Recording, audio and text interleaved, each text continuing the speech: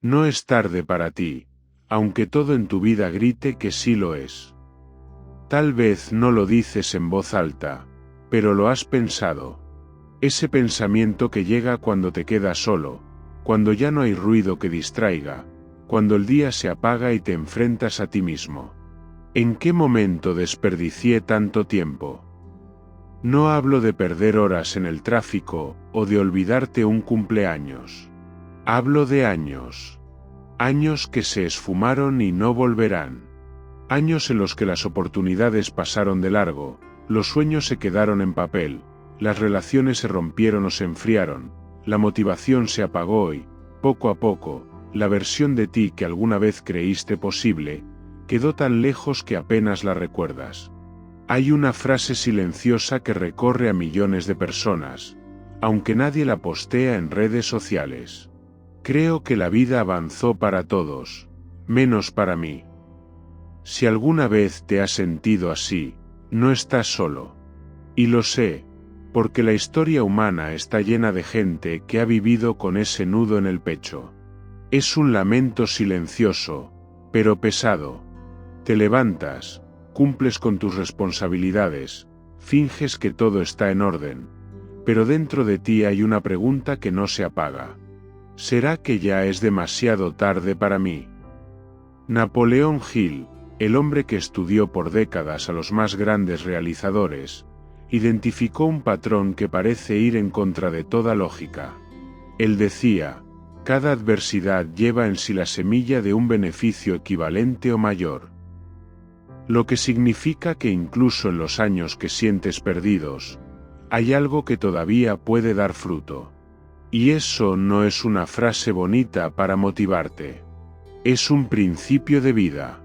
La Biblia lo expresó mucho antes, en palabras directas de Dios. Os compensaré por los años que fueron consumidos. Joel 2:25. No dice momentos, no dice algunos días, dice años. Años que para ti parecen muertos, pero que para él siguen siendo materia prima. Años que crees borrados, pero que para él todavía tienen un propósito escondido. Déjame decirlo claro. No importa lo que hayas perdido, quién se fue, qué error cometiste, cuántas veces te equivocaste o cuántos proyectos dejaste a medias. Dios no ha perdido el control de tu historia. El problema es que hemos aprendido a medir nuestra vida por lo que vemos en el calendario y por lo que otros han conseguido antes que nosotros. Si alguien tiene 30 y ya logró lo que tú soñabas a los 20, piensas que estás atrasado. Si una amiga se casó, tuvo hijos, compró casa y tú sigues luchando para pagar la renta, sientes que perdiste la carrera. Si tu compañero de la escuela es ahora alguien importante y tú aún intentas levantarte de un fracaso, tu mente te grita, ya es demasiado tarde. Pero escucha esto. El tiempo de Dios no se rige por tu reloj, ni por tu edad, ni por las comparaciones que haces en redes sociales. Él puede tomar lo que te llevó años perder, y restaurarlo en meses. Él puede darle a tu vida un giro tan drástico, que los que te daban por acabado tengan que reconocer que algo sobrenatural pasó contigo. Napoleón Hill observó este fenómeno en el mundo del éxito. Personas que habían tocado fondo, que habían perdido todo, de pronto experimentaban un renacer. No era magia. Era un proceso que comenzaba con una creencia interna, con una decisión de no aceptar que el final ya estaba escrito. Hill lo llamaba fracaso temporal. Para él, la única derrota permanente es la que uno acepta como definitiva. Y esa es la trampa en la que muchos caen, aceptar que los años perdidos son un veredicto, cuando en realidad, para Dios, esos años pueden ser una inversión encubierta. Años en los que Él estaba trabajando en silencio, moldeando tu carácter, profundizando tus raíces, preparando tu corazón para que no solo recuperes lo que perdiste, sino que seas capaz de sostener lo que viene. Quizás hoy mires tu vida y veas ruinas. Un matrimonio roto. Una carrera frustrada.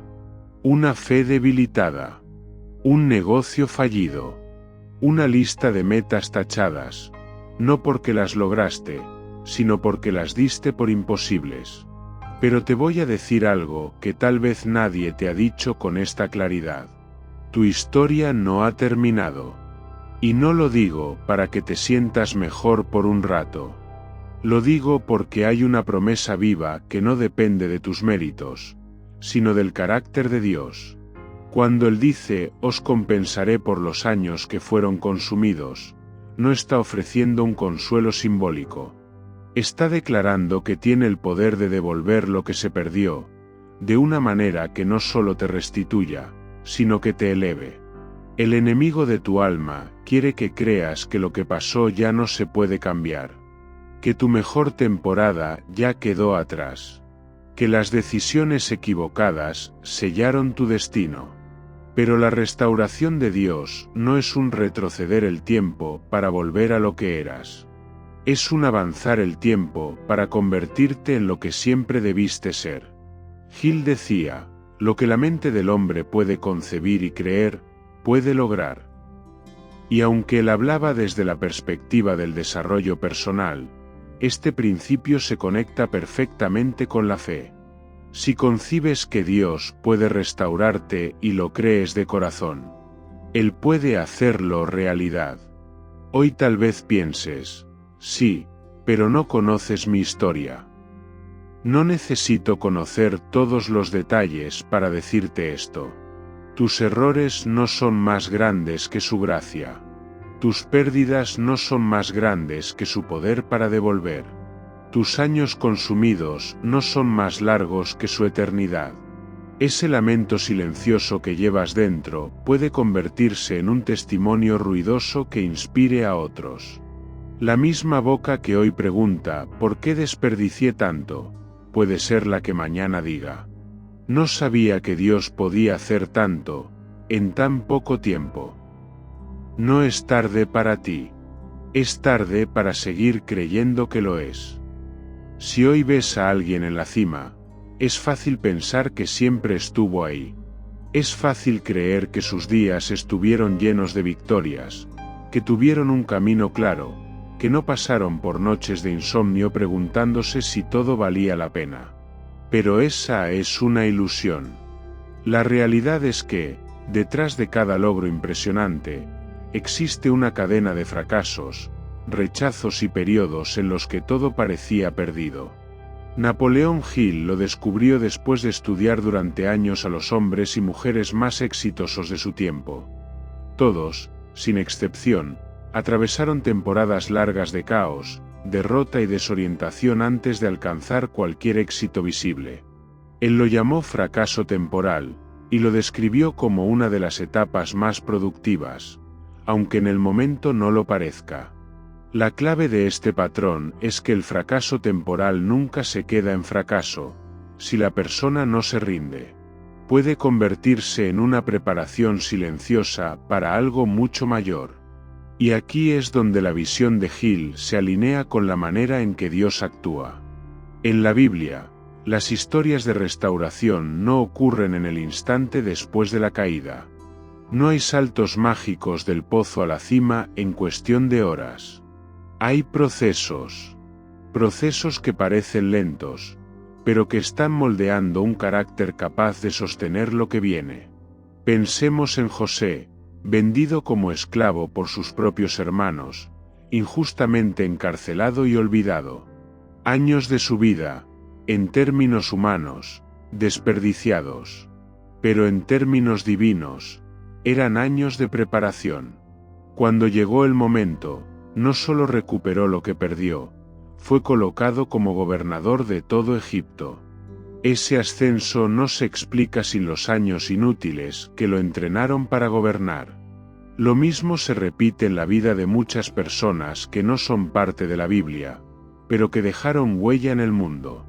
Largos periodos de anonimato, puertas cerradas, intentos fallidos, y luego, un salto exponencial. Hill detectó que lo que diferencia a quienes rompen el ciclo del estancamiento de quienes se quedan atrapados en él es la interpretación que le dan a sus reveses. Para la mayoría, el fracaso es un muro. Para unos pocos, es un desvío. Y ahí está el patrón. No es el fracaso lo que define, sino la respuesta al fracaso. El punto crítico es este. Los grandes logros rara vez llegan cuando la vida está cómoda. Llegan cuando la incomodidad se ha vuelto insoportable, y decides transformarla en impulso. Lo que para otros es el final, para ti se convierte en combustible. Hill documentó que, en esos periodos de aparente inactividad, las personas que luego alcanzaron grandes cosas estaban aprendiendo habilidades, construyendo relaciones y fortaleciendo una mentalidad que luego resultó decisiva. Nada de eso parecía importante en el momento, pero todo sumaba. Esto nos lleva a una verdad incómoda. Si estás en una etapa de confusión, si sientes que has perdido el rumbo, podrías estar justo en el mismo lugar en el que estuvieron los grandes antes de despegar. No significa que el éxito esté garantizado, significa que todavía estás en el juego. Ahora, aquí viene el aporte clave que la mayoría pasa por alto. El patrón de los grandes no es solo que se levantan después de caer, es que se levantan diferentes. No vuelven a hacer lo mismo, esperando un resultado distinto. Revisan sus creencias, ajustan su estrategia, cambian su círculo, aprenden nuevas competencias. Ellos no solo vuelven mejorados. Y esto es lo que conecta directamente con la promesa de Dios de restaurar. Cuando Él interviene, no devuelve algo para que vuelvas a vivir como antes. Lo devuelve transformado, optimizado, listo para durar y dar fruto. En otras palabras, la restauración auténtica no es un reinicio, es una actualización. Hill explicaba que la persistencia en medio de la dificultad crea un tipo de confianza que no se puede simular. Es la confianza de saber que ya sobreviviste antes, y que puedes hacerlo otra vez. Ese tipo de seguridad personal es la que abre puertas, genera oportunidades y atrae a personas que quieren unirse a tu visión. Quiero que notes algo. En la superficie, el patrón parece simple. Caes, aprendes, te levantas, pero la parte invisible es lo que lo hace poderoso. En la caída, mueren las ilusiones falsas. En el aprendizaje, se fortalecen las convicciones verdaderas. En el levantarse, se activa una determinación que ya no depende de las circunstancias. Por eso, cuando veas a alguien en un punto alto de su vida, no te compares pensando que tuvieron suerte o un camino fácil. Piensa que probablemente pasaron por un desierto que tú no conoces. Y si hoy estás en ese desierto, entiende que podrías estar caminando la misma ruta que lleva a la cima, aunque ahora no lo parezca. El patrón que nadie te contó no es un secreto para unos pocos elegidos. Está abierto para cualquiera que decida no quedarse tirado en la caída. Para cualquiera que entienda que el fracaso temporal es solo eso, temporal. Y lo mejor es que, con Dios, este patrón no solo te lleva a un éxito humano, te lleva a un propósito eterno. Porque no solo recuperas lo que perdiste, recuperas quien fuiste diseñado para ser. La mayoría de las personas piensan la fe como una creencia vaga, una especie de optimismo espiritual que se activa solo cuando todo va bien. Pero la fe real no es eso. La fe auténtica es un acto de guerra mental. Es la capacidad de mantener tu visión viva cuando todo lo que te rodea conspira para matarla. Napoleón Hill la definía como un estado mental que puede inducirse o crearse mediante la repetición de instrucciones al subconsciente. En otras palabras, no es algo que aparece por suerte, sino una fuerza que se construye y se alimenta todos los días. Y aquí está la clave. Esa fuerza puede existir incluso cuando tus emociones no acompañan. Piensa en esto. La fe no es lo que sientes, es lo que decides creer. Es decir, sí, cuando tu lógica dice no.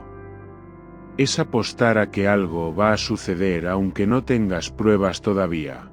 En el plano espiritual, Jesús lo expresó de manera contundente. Todo lo que pidáis en oración, creed que ya lo habéis recibido, y lo obtendréis. Marcos 11:24. No dijo, pidan y esperen a ver qué pasa. Dijo, pidan y crean como si ya lo tuvieran. Esto rompe completamente con la mentalidad de esperar a que las circunstancias cambien para entonces creer. El orden es el inverso. Primero crees, y luego las circunstancias cambian. ¿Por qué es tan importante esta secuencia? Porque la fe no es un accesorio decorativo para tiempos buenos. Es el motor que impulsa los momentos más oscuros. Cuando todo parece ir en tu contra, tu mente te ofrecerá la salida más cómoda, rendirte. Pero la fe te ofrece otra opción, resistir y avanzar. Hill observó que todos los grandes realizadores tenían esta fe en sus objetivos. No porque fueran ingenuos, sino porque habían entrenado su mente para enfocarse en lo que querían, no en lo que temían. Y este es un punto en el que muchas personas fallan.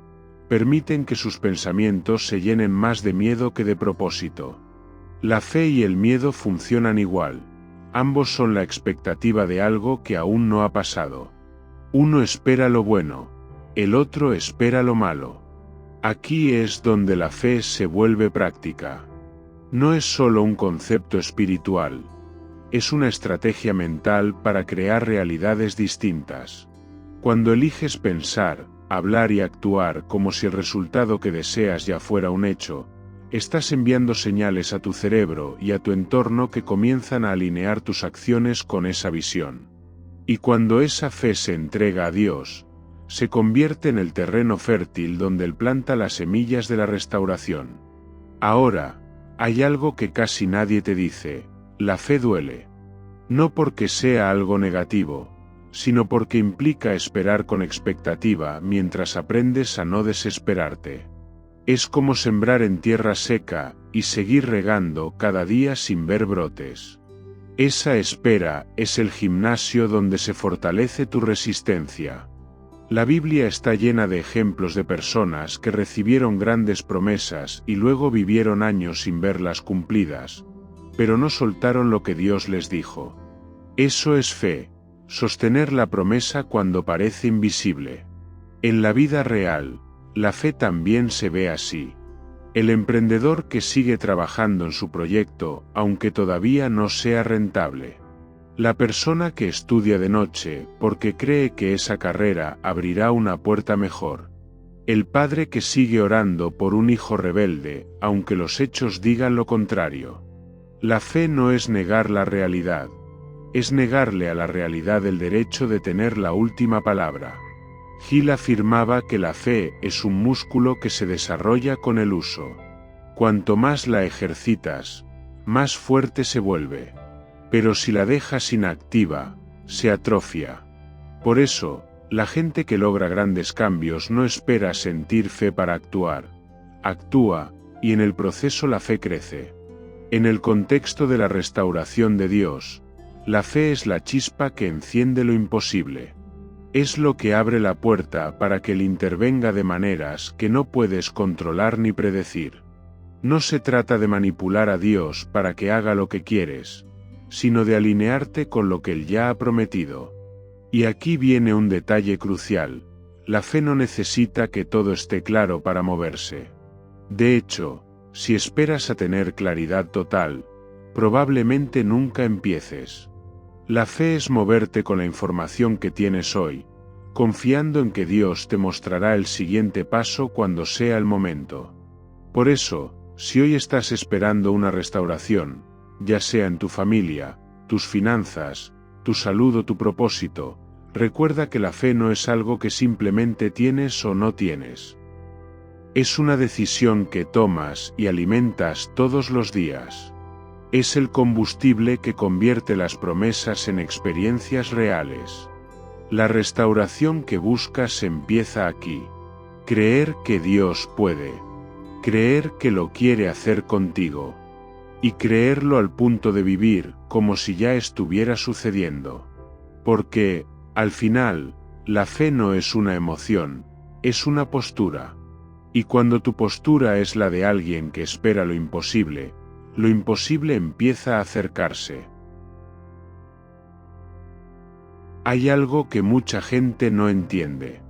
Las promesas de Dios no se cumplen en personas inmóviles. En toda la Biblia, no encontrarás un solo caso de alguien que recibiera una restauración completa sin dar un paso. No importa si ese paso fue grande o pequeño, lo que importa es que fue movimiento. Napoleón Hill lo expresó de forma directa. La fe es el motor, pero la acción es la rueda que hace avanzar la vida. Puedes tener un deseo ardiente, puedes repetir afirmaciones y visualizar resultados, pero si no mueves un pie, nada cambia. Aquí es donde muchos se pierden. Confunden la fe con pasividad. Piensan que esperar en Dios es quedarse quietos, cuando en realidad esperar en el lenguaje bíblico tiene más que ver con servir, actuar y prepararse que con quedarse sentado mirando al cielo. Mira a Nehemías. No era un líder militar, ni un rey, ni un profeta. Era copero del rey. Pero cuando supo que los muros de Jerusalén estaban en ruinas, lloró, oró y actuó. Pidió permisos, reunió materiales, organizó equipos, enfrentó amenazas y trabajó día y noche. Dios le dio la visión, pero Nehemías puso las manos en las piedras. Ese es el modelo. Dios hace lo que tú no puedes, pero no hace lo que tú sí puedes. Hill observó lo mismo en su investigación. Las personas que lograban dar un giro a su vida no eran necesariamente las más inteligentes o las que tenían más recursos al inicio, sino las que decidían moverse incluso cuando no tenían garantías. Ese movimiento inicial no siempre era perfecto. A veces implicaba ensayar, ajustar, corregir, fallar y volver a intentar. Pero había un patrón. Cada paso abría nuevas oportunidades que no se veían desde el punto de partida. Aquí está el valor práctico de la acción. El movimiento crea información. Mientras estás quieto, lo único que tienes es especulación. Pero cuando te mueves, aunque sea en la dirección equivocada, aprendes algo que puedes usar para corregir tu rumbo. En el contexto de la restauración, esto es vital. Imagina que Dios quiere abrirte una puerta laboral, pero tú no actualizas tu currículum, no postulas, no buscas conexiones. Imagina que Él quiere restaurar una relación, pero tú no das el primer paso para iniciar una conversación. Imagina que Él quiere que emprendas, pero tú no haces el estudio básico de tu mercado. En cada uno de estos casos, la falta de movimiento bloquea lo que podría ser un milagro en desarrollo. Es como si Dios te entregara una llave, pero tú nunca caminas hasta la puerta para usarla. Hill decía, las decisiones firmes son el punto de quiebre entre los que fracasan y los que prosperan. Y en términos espirituales, una decisión firme es más que una idea bonita. Es una señal tangible de que crees en lo que Dios prometió. Un ejemplo bíblico lo deja claro. El hombre paralítico en Juan capítulo 5. Jesús le preguntó, ¿quieres ser sano? Y luego le dijo, levántate, toma tu lecho y anda. ¿Podría Jesús haberlo sanado sin pedirle que se moviera? Claro. Pero el acto de levantarse fue la evidencia física de que creía en lo que acababa de escuchar. El milagro y el movimiento sucedieron al mismo tiempo. Aquí hay una verdad incómoda. No vas a sentirte 100% listo antes de actuar. Nunca tendrás todas las garantías. Esperar la señal perfecta suele ser solo una excusa elegante para postergar. El momento de moverte es ahora, y tu acción no tiene que ser espectacular. Solo tiene que ser real. Puede ser tan simple como hacer una llamada, enviar un correo, pedir consejo, inscribirte en un curso, cambiar un hábito. Cada paso es una declaración: creo que Dios me está llevando hacia la restauración.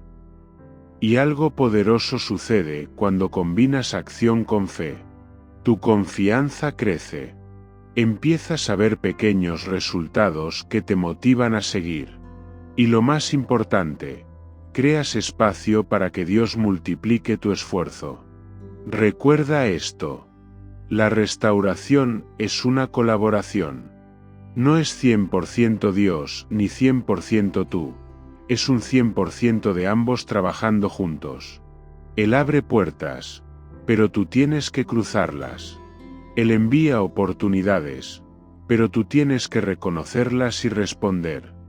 Hill decía que la mayoría de la gente fracasa no por falta de talento, sino por indecisión. En el lenguaje de la fe, la indecisión es una negación silenciosa de lo que Dios puede hacer. Cada día que postergas un paso, es un día que retrasas la posibilidad de ver el milagro manifestado. Por eso, si hoy crees que Dios quiere restaurar áreas de tu vida, empieza por moverte hacia esa dirección, aunque no tengas claridad total. No subestimes el poder de un pequeño paso. Porque en el momento en que lo das, la restauración deja de ser solo una promesa, y empieza a ser una experiencia. El dolor tiene mala fama. La mayoría de las personas lo ve como un enemigo a evitar, un obstáculo que interrumpe la vida, una etapa que hay que dejar atrás lo más rápido posible. Pero, ¿y si te dijera que el dolor, bien manejado, puede convertirse en uno de tus activos más poderosos? Napoleón Hill lo expresó con claridad. Cada adversidad, cada fracaso, cada disgusto lleva consigo la semilla de un beneficio equivalente o mayor. El problema es que la mayoría nunca encuentra esa semilla, porque está demasiado ocupada maldiciendo la tierra donde fue plantada. El dolor en sí mismo no transforma. Lo que transforma es la decisión de hacer algo con él. Cuando lo ignoras, lo escondes o lo niegas, se estanca y se convierte en resentimiento. Pero cuando lo enfrentas, lo procesas y lo pones en manos de Dios, puede convertirse en una fuente de sabiduría, empatía y fortaleza que no podrías haber adquirido de otra manera. Mira la diferencia. Dolor mal gestionado, te encierra en la autocompasión, te aísla, debilita tu visión y te roba energía.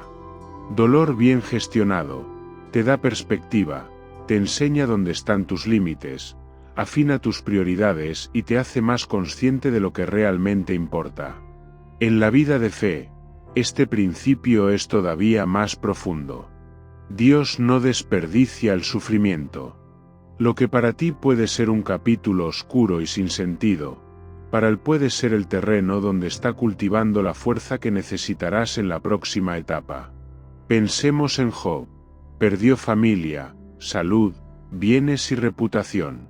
Pero al final no solo fue restaurado con el doble de lo que tenía, sino que se convirtió en un referente eterno de resistencia y fe. Ese tipo de autoridad no se consigue leyendo un libro o escuchando una charla motivacional, se forma en el crisol del dolor. Y aquí entra una distinción crucial que cambia la manera en que ves tus heridas. El dolor no es lo que te define, tu respuesta al dolor sí. Hill observó que las personas que lograban recuperarse de grandes golpes no eran las que sentían menos dolor, sino las que decidían canalizarlo en una dirección constructiva. Algunos lo convertían en una causa que defender, otros en un producto o servicio que ayudara a otros, y otros en una filosofía de vida más profunda. En todos los casos, el dolor se transformaba en un recurso. La Biblia confirma esta visión.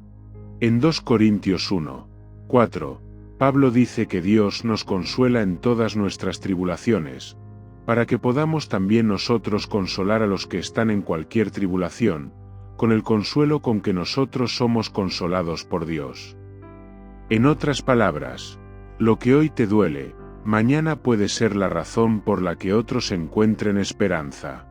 Pero aquí viene lo desafiante. El beneficio oculto del dolor no se revela mientras te estás quejando de él. Se revela cuando decides hacerte preguntas como: ¿qué puedo aprender de esto que no podría aprender de otra forma? ¿Cómo puedo usar esta experiencia para ayudar a alguien más? ¿Qué parte de mi carácter está siendo formada en medio de este proceso? En ese momento, tu dolor deja de ser un peso y se convierte en materia prima. Lo irónico es que muchas de las personas que más admiramos, líderes, autores, empresarios, activistas, desarrollaron su visión y su carácter en respuesta a una herida profunda. Ese despido injusto, ese rechazo, esa pérdida que parecía insoportable, se convirtieron en el punto de inflexión que definió su rumbo. Con Dios, este proceso adquiere una dimensión sobrenatural. No solo puedes aprender del dolor, sino que Él puede transformarlo en una plataforma de influencia y propósito. Él es capaz de tomar lo que te rompió y convertirlo en la razón por la que otros se levantarán. Hill decía que el éxito basado solo en victorias es frágil. Pero el éxito que ha pasado por el fuego del dolor es sólido, porque no depende de circunstancias externas. Se sustenta en una fortaleza interior que nadie te puede quitar. Por eso, la próxima vez que mires una cicatriz, física o emocional, recuerda que no es una marca de derrota, sino una prueba de supervivencia. Esa marca es la evidencia de que pasaste por algo que pudo destruirte, y no lo hizo. En la restauración, el dolor cumple una función que nada más puede cumplir. Te hace más humano, más consciente, más dependiente de Dios y más resistente a los golpes futuros. Lo que antes te habría derrumbado, ahora apenas te mueve, porque ya has visto de lo que eres capaz cuando Dios está contigo. Y ese es el beneficio oculto. El dolor no solo te enseña sobre la vida, te enseña sobre ti. Te revela que eres más fuerte de lo que pensabas, y que con Dios, incluso tus capítulos más oscuros pueden convertirse en las páginas más luminosas de tu historia. Hay algo que muchas personas no entienden sobre la forma en que Dios restaura. Él no devuelve en la misma medida, devuelve multiplicado. Cuando atravesamos un desierto, esa etapa larga, incómoda, donde parece que todo se ha detenido, solemos pensar que, si alguna vez salimos de ahí, el mejor escenario sería volver a como estaban las cosas antes. Pero Dios no restaura para que vuelvas al punto inicial. Él restaura para que llegues a un nivel que nunca habrías alcanzado sin haber pasado por el desierto. El profeta Joel lo expresó con precisión. Os compensaré por los años que fueron consumidos. Joel 2:25. No dice que te devolverá lo mismo que perdiste, sino que compensará. Y compensar no es solo devolver, es agregar valor por encima de lo perdido. En el ámbito humano, Napoleón Hill observó un patrón parecido en quienes alcanzaban grandes logros después de temporadas de crisis. Cuando por fin salían del periodo de prueba, no solo recuperaban su posición anterior, sino que solían superarla de forma extraordinaria. ¿Por qué? Porque el tiempo de desierto los había preparado para manejar con madurez, estrategia y visión lo que antes no habrían sabido sostener. El desierto, aunque incómodo, es un filtro. Depura lo que sobra, fortalece lo que es esencial y elimina lo que te habría frenado más adelante. Por eso, cuando la abundancia llega después de un desierto, es una abundancia más estable, más consciente y más alineada con tu propósito. Piénsalo así. Si Dios te hubiera dado esa abundancia antes del desierto, quizá la habrías malgastado, subestimado o incluso convertido en un ídolo. Ahora, después de haber pasado por escasez, dolor o pérdida, la valoras de otra manera. En la Biblia, esto se ve en la historia de José. Pasó de esclavo a prisionero, y de ahí a gobernador de Egipto. La abundancia que administró en ese cargo no solo lo bendijo a él, salvó a naciones enteras de morir de hambre. Su prosperidad no fue un premio individual, fue una plataforma para servir. Y aquí hay un principio poderoso. La abundancia que viene después del desierto no es solo para ti, es para que seas un canal de bendición para otros. Por eso es más grande de lo que podrías haber pedido o imaginado. Napoleón Hill lo explicaba desde la perspectiva del éxito material y profesional. Las grandes recompensas suelen llegar después de largos periodos de persistencia en los que parece que no pasa nada. Pero lo que no se ve es que, en esos periodos, se está acumulando un capital invisible. Experiencia, resiliencia, redes de contacto, madurez emocional. Cuando llega el momento de la cosecha, todo ese capital invisible se traduce en resultados visibles. Y a menudo, en resultados exponenciales. En el plano espiritual, pasa igual. El desierto es el tiempo en el que Dios trabaja en áreas de tu vida que tú no sabías que necesitaban ajuste. Tal vez estás aprendiendo paciencia, disciplina, humildad o confianza. Tal vez estás sanando heridas antiguas que habrían arruinado tu futuro. Tal vez está enseñándote a reconocer su voz para que, cuando la abundancia llegue, no te pierdas en el ruido.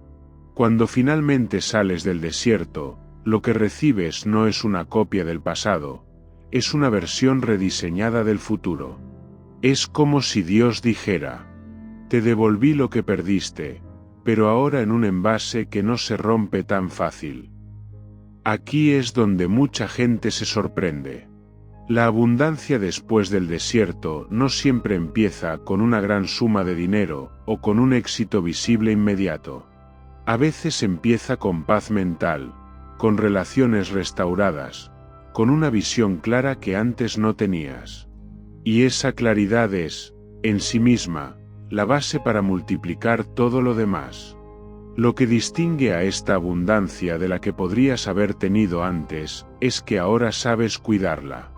No gastas por impulso, no aceptas cualquier oportunidad, no te rodeas de personas que drenan tu energía. El desierto te enseñó a filtrar, y eso protege la abundancia que viene. Hill decía que la persistencia en el periodo estéril es lo que determina la magnitud de la recompensa. En términos de fe, esto significa que cada vez que confiaste y actuaste en medio del desierto, estabas sembrando. Y Dios nunca deja una semilla sin fruto. Por eso, si estás saliendo de una temporada difícil, no te conformes con volver a la normalidad. Esa no es la meta. La meta es recibir la compensación que Dios prometió, y usarla para cumplir un propósito más grande que tu propia comodidad. La abundancia después del desierto no es un trofeo, es una herramienta.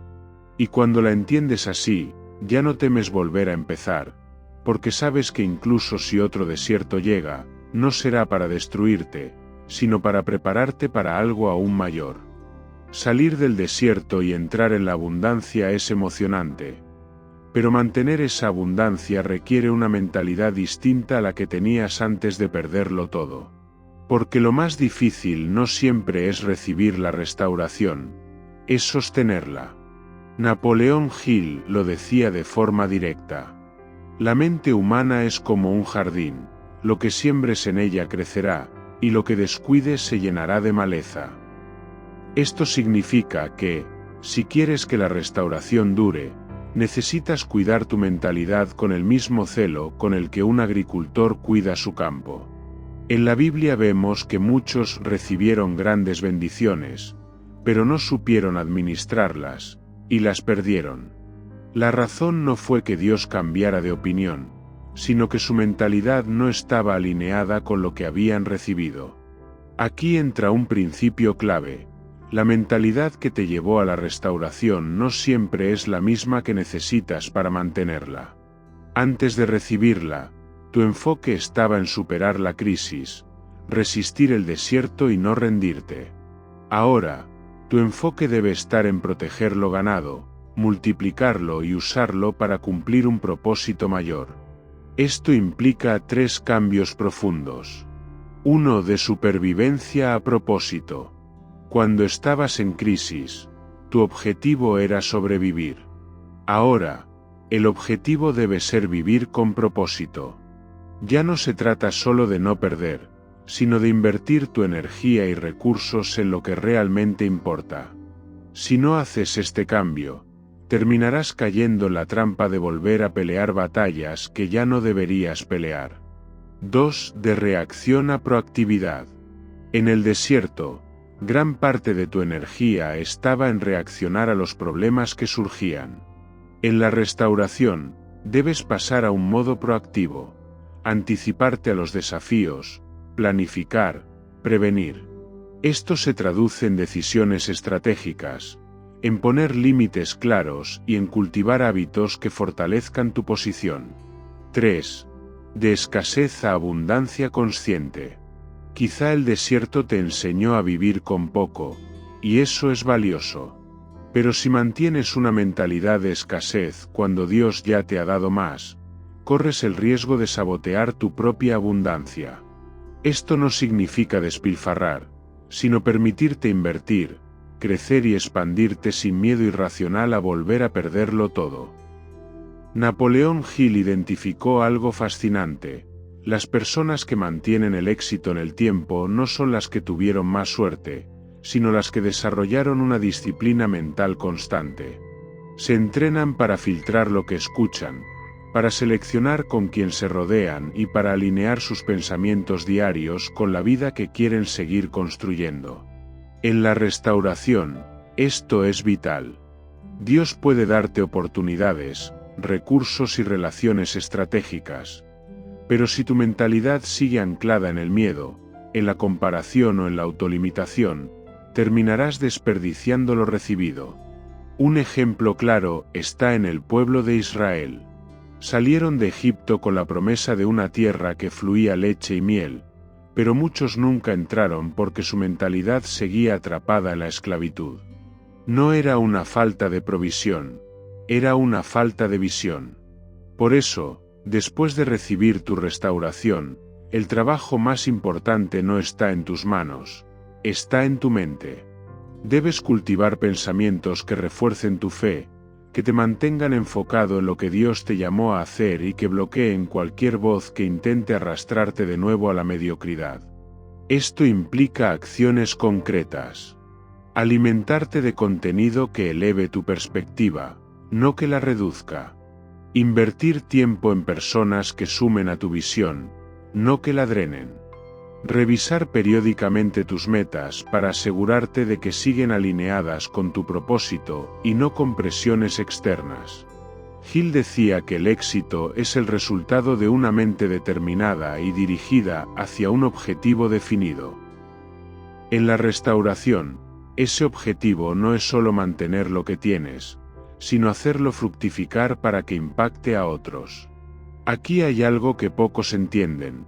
La mentalidad que sostiene la restauración no es rígida, es adaptable. El mundo cambia, las circunstancias se mueven, y si no estás dispuesto a aprender, desaprender y reaprender, la restauración puede convertirse en estancamiento. Dios quiere que la restauración sea el punto de partida de una vida de crecimiento constante, no un evento aislado.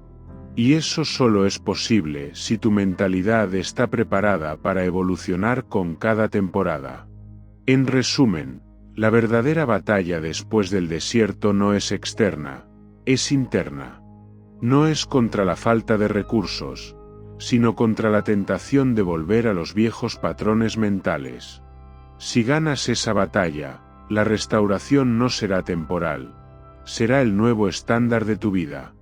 Llegamos a un punto donde ya no se trata solo de entender conceptos, sino de decidir qué vas a hacer con todo lo que has escuchado. Porque, seamos honestos, la restauración no es un discurso bonito que guardas para sentirte bien un rato. Es una invitación directa a transformar tu vida desde hoy. Dios no se especializa en mejoras superficiales. Cuando Él promete restaurar, lo hace de manera integral, desde tu identidad, pasando por tus relaciones, tu visión, tus recursos y hasta tu capacidad de soñar otra vez. Pero esa restauración no se manifiesta de forma pasiva. Necesita tu participación consciente. Hay una pregunta que quiero que te hagas ahora mismo. ¿Qué señal voy a darle hoy a Dios de que estoy listo para lo nuevo? Tal vez sea cerrar un capítulo que llevas arrastrando. Tal vez sea iniciar algo que has postergado por miedo. Tal vez sea perdonar a alguien para dejar de cargar con un peso innecesario. No importa cuál sea el paso, lo que importa es que lo des. Napoleón Hill descubrió que las personas que realmente transforman su vida tienen un rasgo en común: toman decisiones rápidas y firmes, y tardan en cambiarlas. La indecisión mata más sueños que el fracaso. En tu caso, la indecisión puede ser el muro invisible que te impide entrar en la temporada que Dios tiene lista para ti. Por eso, este momento es más importante de lo que crees. No se trata de si te sientes listo, sino de si estás dispuesto a actuar. Porque la disposición es más poderosa que la sensación de preparación. Dios no llama a los listos.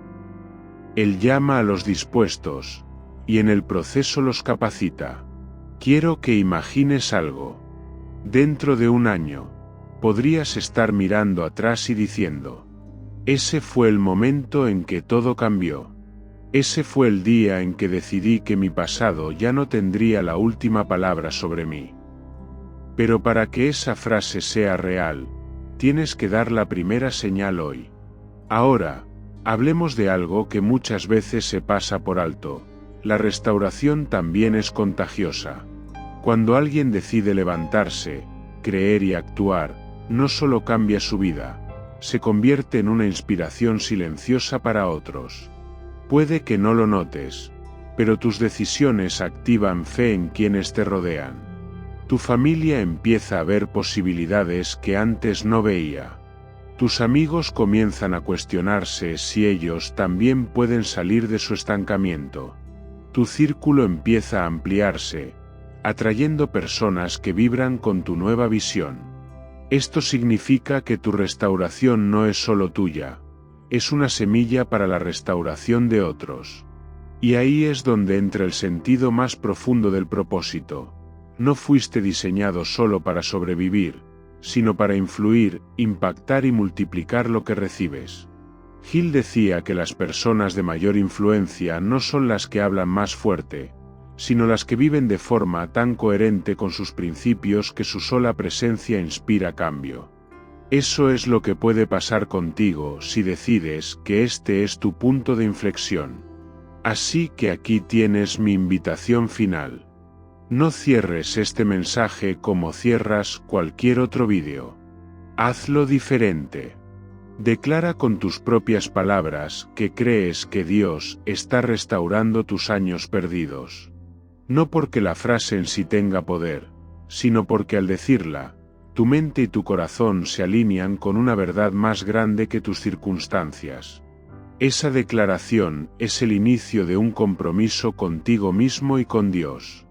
Es tu forma de decir: no me quedaré observando desde la orilla. Voy a entrar en el río de lo que Él ya comenzó a hacer en mí. Recuerda, lo mejor de Dios nunca está en el pasado, siempre está por venir. Y lo que te espera no es solo una devolución de lo que perdiste, sino una vida más plena, más fuerte y más alineada con quien fuiste creado para ser. Si este mensaje ha encendido algo dentro de ti, compártelo con alguien que lo necesite. Podría ser el canal por el cual esa persona reciba la chispa para creer otra vez. Y antes de irte, hay algo más que quiero que hagas. Ve ahora al siguiente vídeo que he preparado para ti. En él descubrirás una de las estrategias mentales más poderosas que transformaron la vida de personas que, como tú, se sintieron atrapadas y sin salida, y lograron no solo restaurarse, sino alcanzar niveles que antes parecían imposibles. No te adelanto nada más, pero te aseguro que lo que escucharás ahí puede ser la pieza que faltaba para completar el rompecabezas que hoy comenzaste a armar. Hazlo por ti. Hazlo por tu futuro. Y recuerda, lo que decidas en este momento puede ser el inicio del capítulo más extraordinario de tu historia.